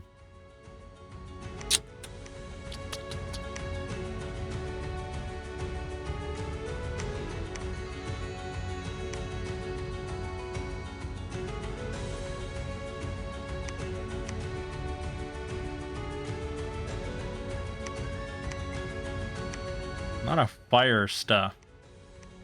I don't know how much... I mean, the Boots of Giant Strength. I mean, honestly, why would I not just make, like, 6 of those? Okay. I'm gonna have a few of these guys. Just make Boots of giant strength. Okay. Yeah. Okay, we're good. All right, the battle in the Greater Wilds. So he did attack Rethric by himself with the provincial defense. We were beaten. Rethric did die, unfortunately. I didn't want him to, but I knew that was a vulnerable spot. And he did it with only 11 fucking units.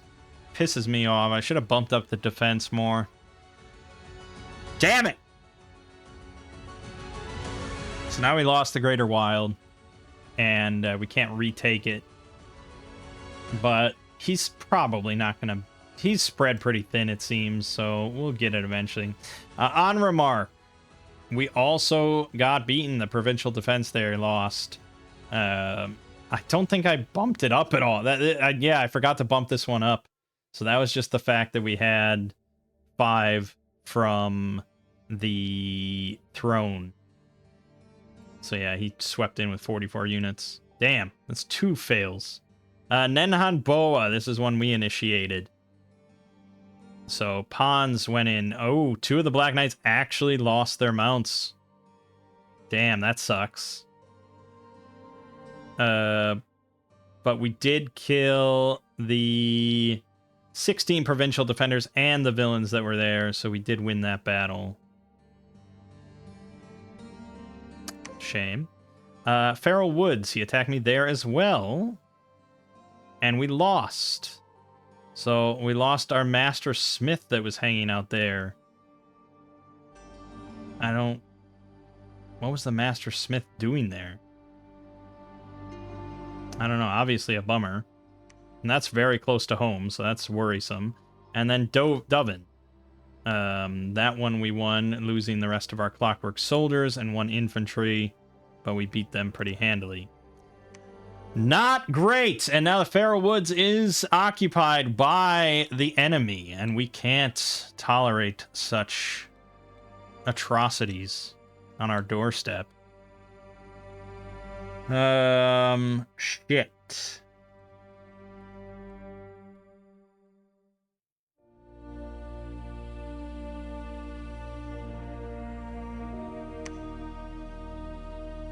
Alright, so we gotta recruit another mounted commander here to handle the cavalry.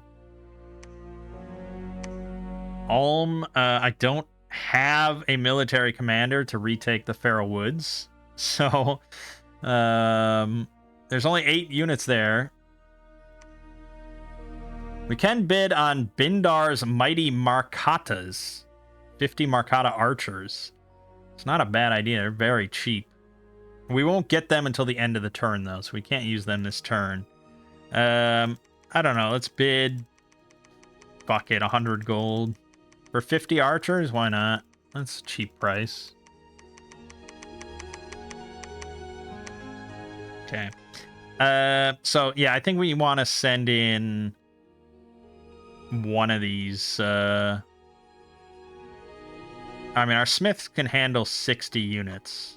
So I think just sending in this is probably fine. Now they don't have access to the all the different formations because they're not like military leaders. So we have to work with what we have. And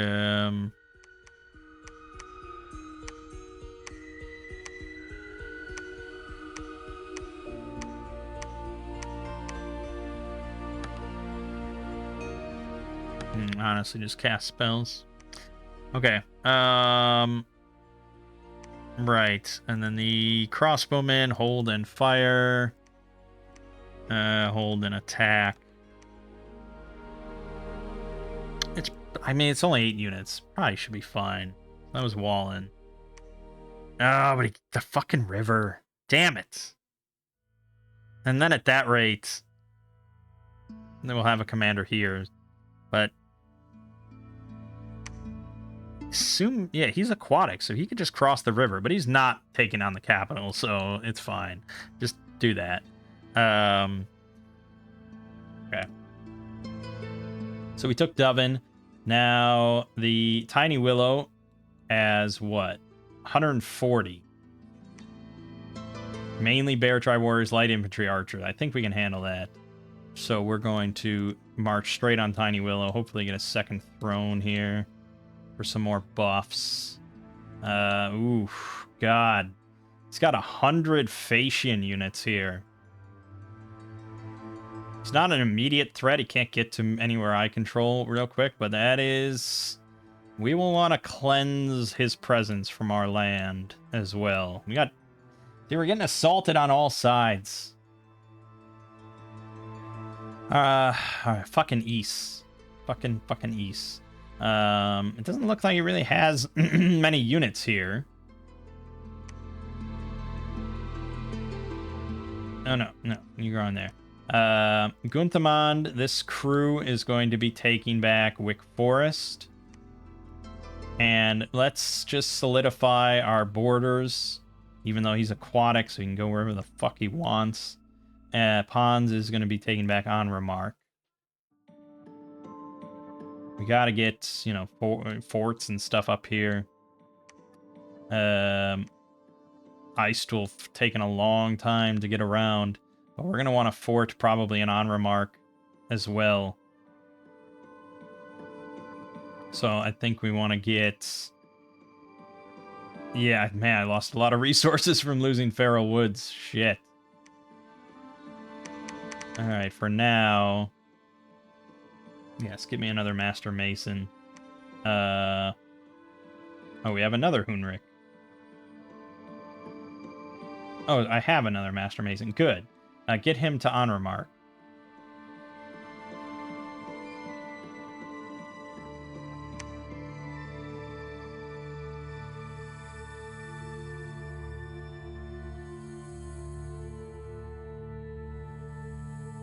Okay, you're all defending.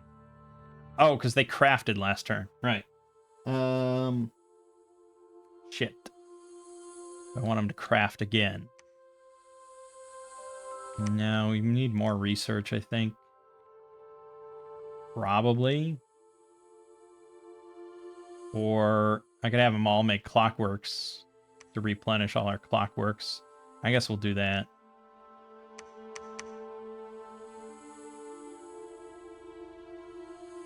Honestly, I'd rather have Tancred sit there for the moment just to see the movement of those troops.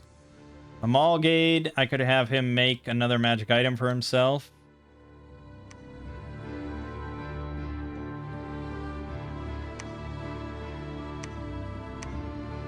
This guy's down to 4 hit points. Palisade is 2 months away. So yeah, he'll just be able to finish it. What an asshole.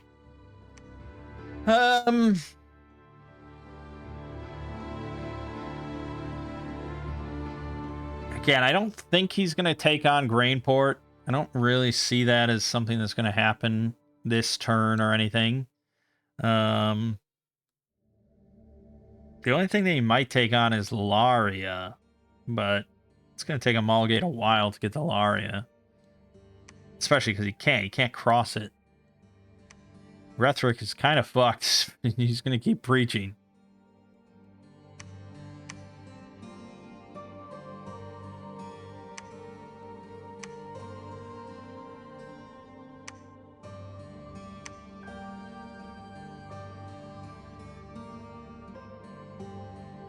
I think we want a Malgade sort of on the front lines.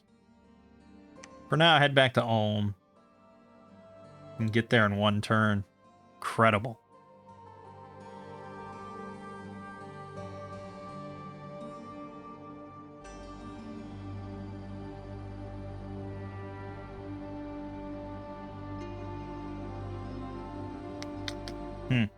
Alright. Agiloof, you were building a temple here.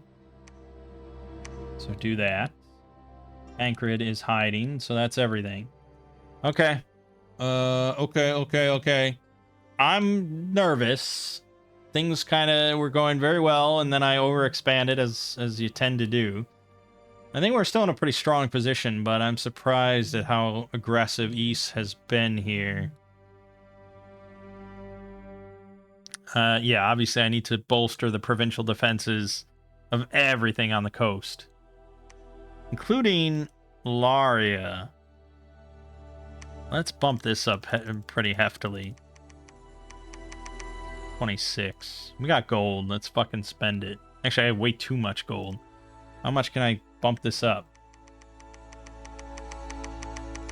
Okay, it gets kind of expensive. Alright, we'll just go to 30. Okay. And then Nenhan Boa I just got. I gotta spend money there. I think 26 is like the last threshold for negative events. We'll do that. Yeah, we don't want to make this easy for him. That's the bottom line. Alright. End turn. Yeah. Oh, a lot of battles. Holy shit. Alright, on remark. This was going to be the easy one with pawns. And it was an easy one with pawns. So we got that back. No problem. Wick Forest should have also been really easy. And it was. Okay, good. No problem.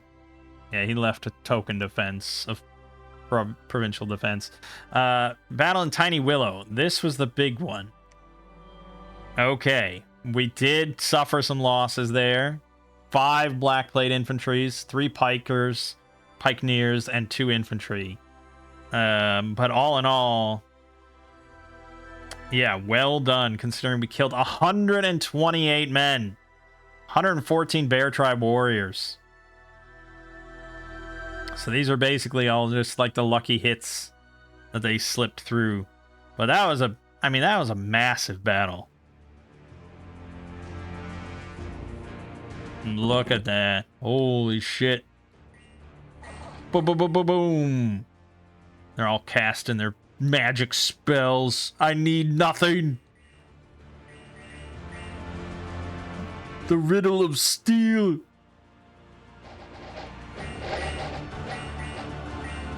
I'm surprised our Master Smith didn't catch a stray arrow or anything.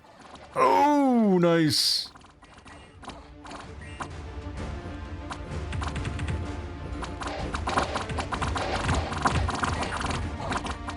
This is Henrik, yeah. Oh. Oh, they're... Oh, the Barbarian Chief. Yes. Cut him off. That was perfect. He could have run rampant. He definitely would have killed the Master Smith. That was awesome. Nice. Yeah, so obviously our troops are getting a little bunched up. But it's, you know, it's tricky. You spread them out a lot. It makes buffing harder. I think it affects morale as well if you're in a skirmish formation. Or it can affect morale. Alright, I think we're starting to catch some strays from our own crossbowmen. Shooting into melee. They're supposed to be firing at archers.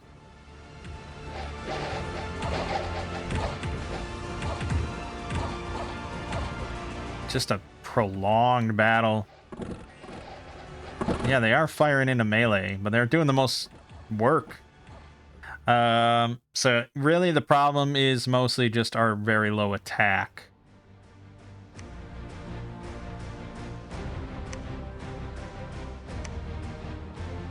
Oh, crippled. Oh, crippled. Oh, okay, that's not all of them. But yeah, generally our low attack. Although they have low defense. I mean, we should be landing a lot of shots. I think we're just kind of slow, you know. I don't know. Okay, it was good. It was overall good. I'm happy with that outcome. Event in Trensibor. Province income +5. Seafarers found a new port of call. Sylvania. Ooh, growth +1, luck +1, sloth +3, tax -100%. Fairy Court of Summer has been traveling through the land. Okay. Tancred was discovered and attacked in the Wood of Many Paths. Our scout. Okay, he didn't die. He fled, so that was good. And we got Bindar's Mighty Marcadas. And Henrik is now a famous hero. He wasn't a famous hero before. I guess he hasn't battled that much. All right. Henrik, what did you get? Inspirational +1. Oh, increase morale to all his troops. Valor. Oh, so he gets even more leadership. And he spreads morale. Excellent. All right, you, of course, will be claiming the Throne of Ascension. 2 of 6. We're moving right along. No problem. So we lost our scout, which means we lost information on what's happening here. So that's a bummer. We don't know the status of anything now over to the west. So we probably want to get another scout going. Gundamar, we could build a lab here. It's not a bad idea to just do that. But for now, I'll have him search. Alright, so On Remark is ours again, along with Wick Forest, so that's all good. They're going to be marching on Feral Woods.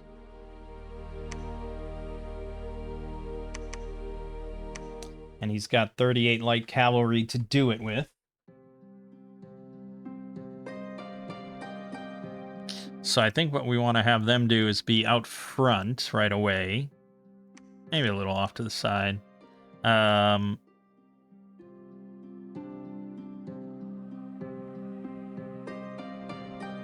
know, I actually want to transfer to him. Okay, he also can't do it. That's fine. And we're going to have them fire and keep distance on the closest enemy. Fucking friendly fire. But they won't puncture through this armor, so that's fine. Alright, I think that's okay.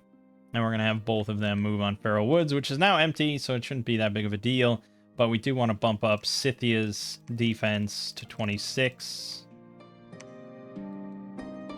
Wick Forest up to 26. Spend that money, baby. Spend that money. So once I get these other forts up, we're going to be fucking swimming in cash. So that's all good. Hans, I think I'm actually going to have him...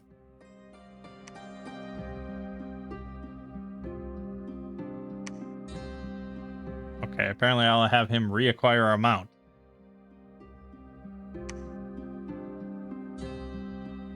I mean, he is mounted, but I assume that's for his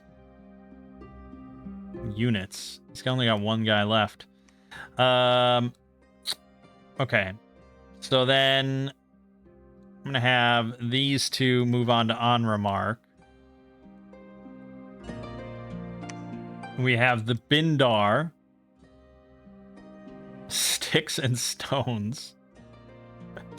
Oh, these guys are garbage shit ass, aren't they? They're monkeys. I didn't know they were monkeys! At least they have bows, not sticks and stones. But yeah, this is only really going to be okay against the most unarmored of targets. Well, wait a minute, hold on. Do they have any special shit? No, they're just undisciplined animals. But they know how to shoot a bow. 5 strength. I guess with a strength bump, maybe. I don't know if I want to send anyone along with Bindar on his holy crusade, though. Where do I want to dispatch Bindar? Don't know what he can even accomplish, so I think he's got to be just sent with troops. Yeah, he's not going to puncture through all this armor and stuff. I mean, this, like 3 barbarian chiefs. I guess you can maybe handle that. Probably. Okay. So then I got the 3 guys that deployed the metal men, clockwork soldiers. Amalgate could actually command a whole bunch of them. He could command 70.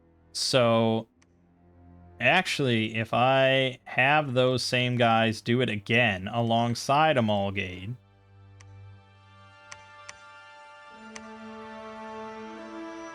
I mean, Amalgate could summon some other stuff like Killer Mantis.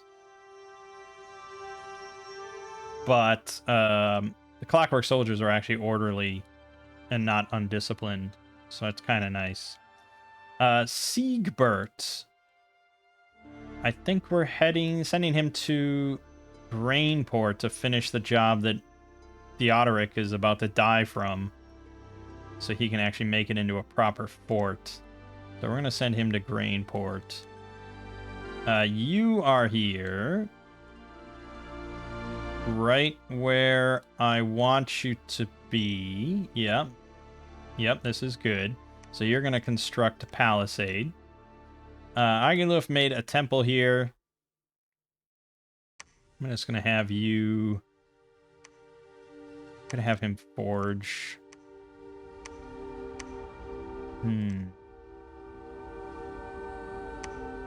I'd rather have him go back to Oaklands and reach. I mean, ideally, he was going to be building a temple in the Greater Wild, but that has to wait now for a bit. So I guess head back to Oakland to preach. And we want to here... Don't recruit that. I want a spy instead. Yeah, that's fine.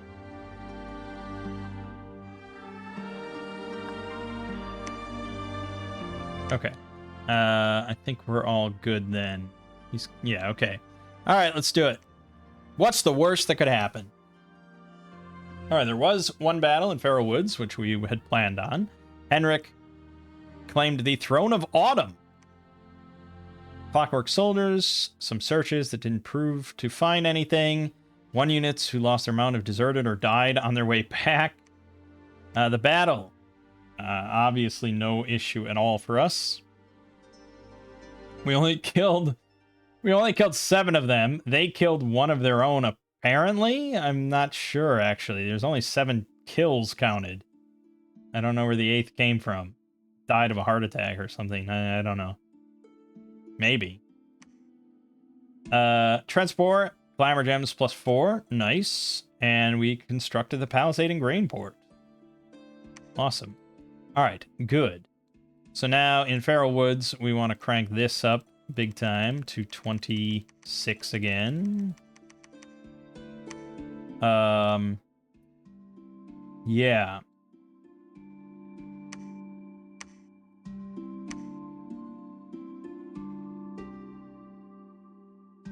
Yeah. He hasn't taken Laria. The provincial defense must be pretty worrisome for him, but you can see just like how spread out he is. He has very few units. I wonder exactly what's going on this northern front, because he must be occupied elsewhere. He is slowly amassing units in the Greater Wild, but I'm not overly concerned. Who do I have to take that back? Oh, right. So now that we have a palisade here, we can actually recruit our own units out of this place. So that's going to be something to do. We definitely want to Master the Way. Just get that happening. And then for Commander, probably a Black Lord. And that's going to eat up most of our resources.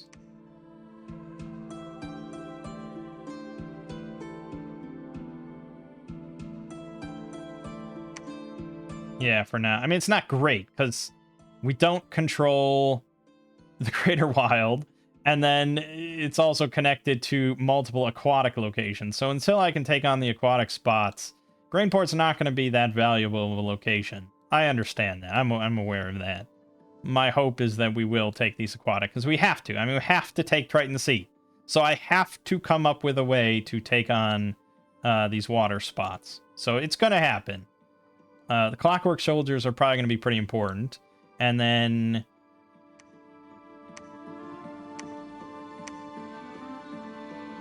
he's not going to survive for this to happen. So you're just done. You're just dead.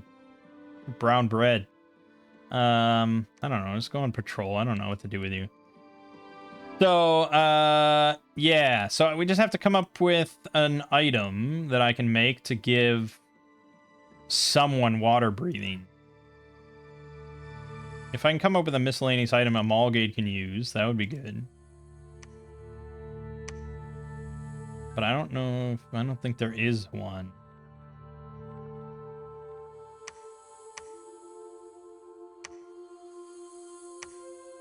Alright, well, I mean, I don't think there is one I can make at the moment. None of this is correct.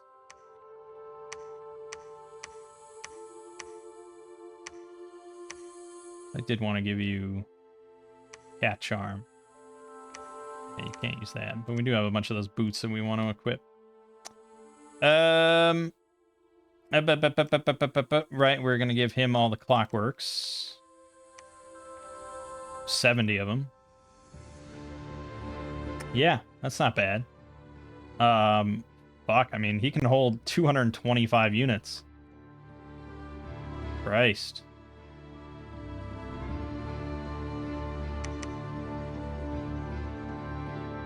I just figured because he can hold 70 clockworks, he would be the best to actually go underwater if I can get an item that will allow him to do it. Pills of water breathing, but it requires air magic level 2. So I'd have to get lucky with like a Master of the Way to make this. That's also kind of overkill. I just need him to have it.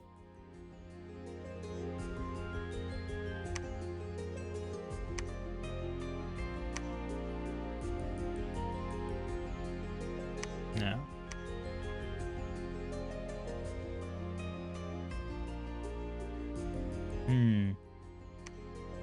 Yeah, not quite correct. It probably, if I go to the inspector, there's probably an advanced search.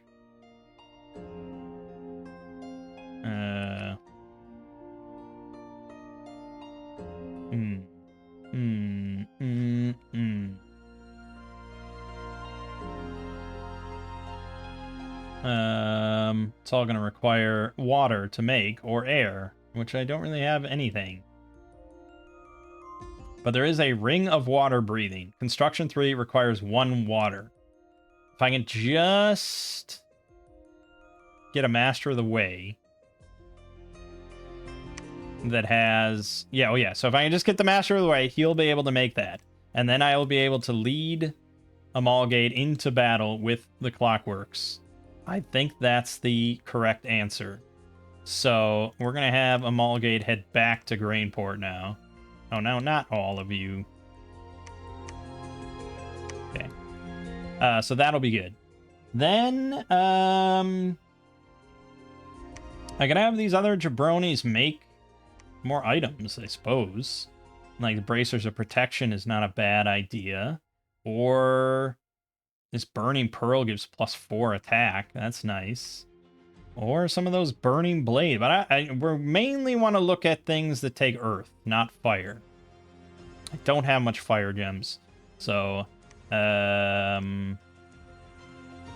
wish it just showed you. Or maybe you can filter. Here you go. View Earth items only.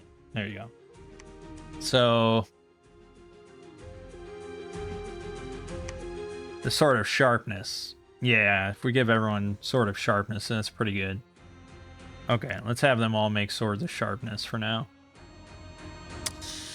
Okay, that's good. That's good. Still going strong on research. 80 per month right now. These guys. Right. It's gonna be a while before they can get over to Laria, if need be. Like, if he takes it over. So it's kind of a waste to have them sitting here. I could have them patrol to reduce unrest, but they probably are better off elsewhere. Trying to take over Numicria or something like that. Trying to take over more of this stuff. Just in general, being on the Western Front. Or maybe this. Like, if we can fully seal off this and contain it, That would probably be pretty good. So we'll have them just head to Nenhaboa. That'll take a few months. Gundamar and Henrik. All right, so they got control of the throne. Did it say what the fuck that did? Oh, Throne of Autumn.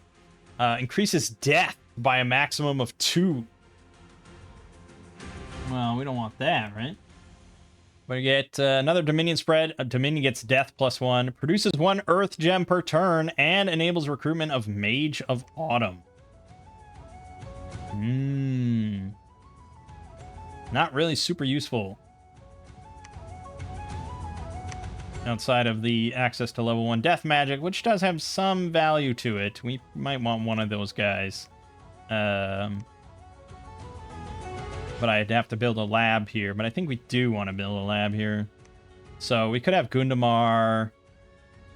Yeah, we'll have Gundamar.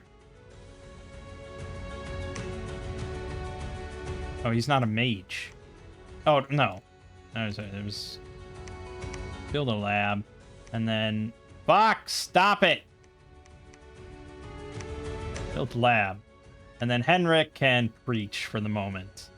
We'll hold off for a turn. Even though I do want to take out...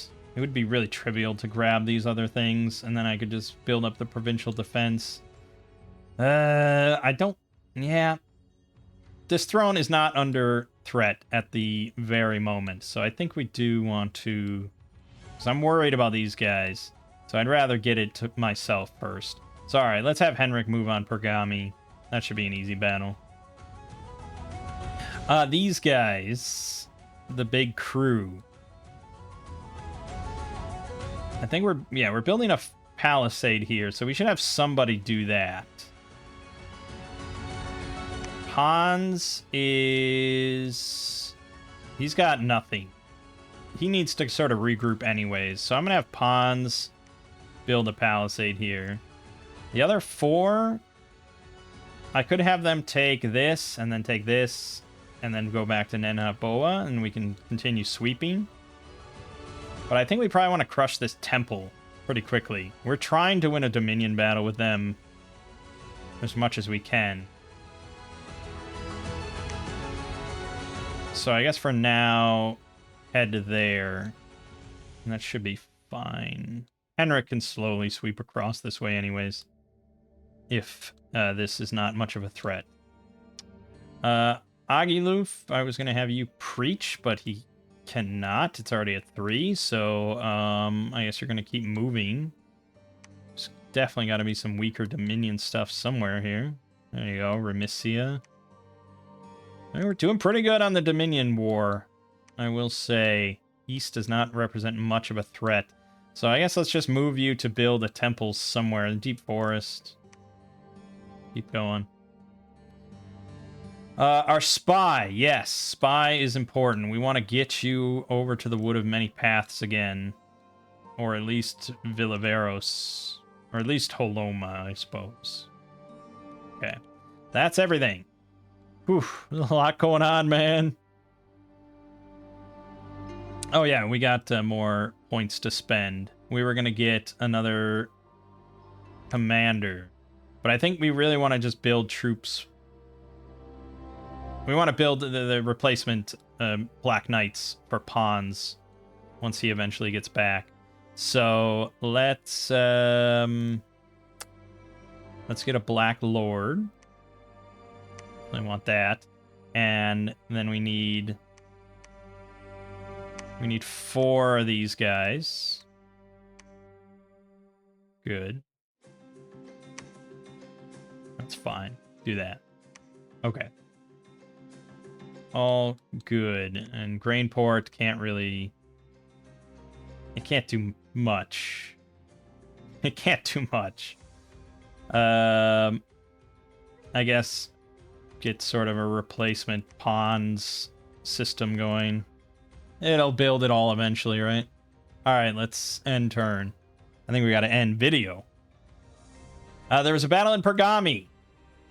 We lost 2 more infantry and 4 more pikeneers. Our numbers are slowly dwindling. I'm surprised we lost those. But heavy cavalry, they can definitely puncture through.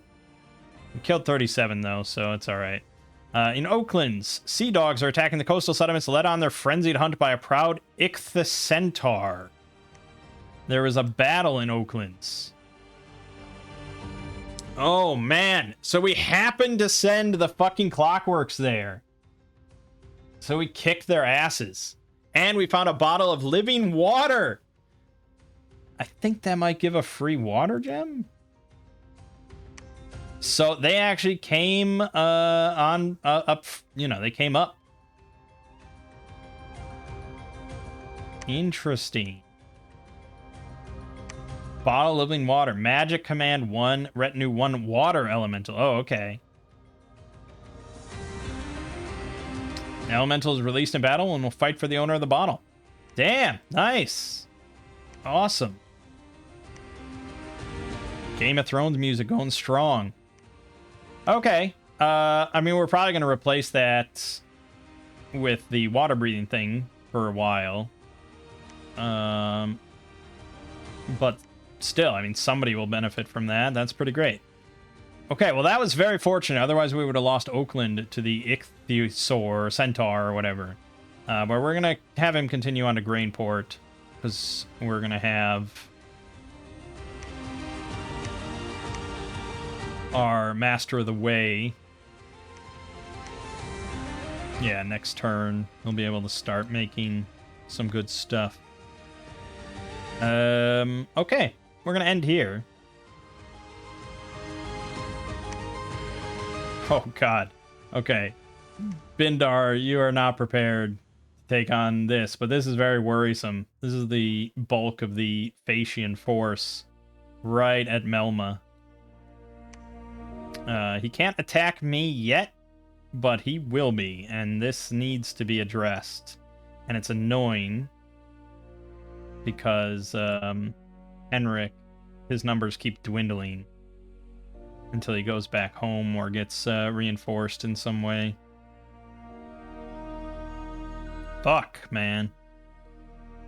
Alright, I gotta remember to just do this right now before it's too late. Or before I don't remember next time. Okay, we'll just leave it. We'll just leave it. I gotta end. Alright. It's going relatively well, but we are now bumping heads against the other factions, and they represent, obviously, a much bigger threat than the independents. But you can see just how involved it does get. It's very simple at the start. You know, you've got, like, 3 commanders, and it's like, okay, I'm gonna go here, and then this, and now I do this, and that's it. Now you're dealing with, you know, dozens of commanders fighting on multiple fronts and constantly juggling things and deciding on magic items and, you know, where to build temples and all the slews of troops that you have to recruit and all this stuff. There's a lot going on, but it's manageable, I suppose, and it's good fun. So for now, my name is Mangg. Game you're watching has been Dominion 6, and I'll see you fine folks in the next part.